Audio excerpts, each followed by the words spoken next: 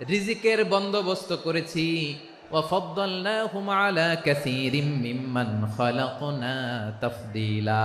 আর আমি আল্লাহ যাদেরকে সৃষ্টি করেছি তাদের মধ্য থেকে বনি আদমকে আমি শ্রেষ্ঠ বানিয়েছি।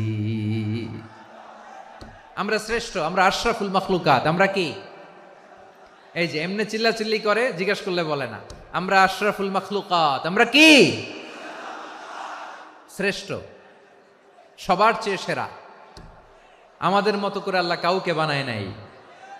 দুই পায়ে ভর করে শির দ্বারা এরকম স্ট্যান্ড রেখে মাথা উঁচু করে দাঁড়াতে পারে এরকম কোন প্রাণী পৃথিবীতে আছে? এজন্য আল্লাহ বলেন ওয়ালাকাদ কাররামনা বানি আদম, আমি বনি আদমকে সম্মানিত করেছি, তাদেরকে আমি মর্যাদা দিয়েছি।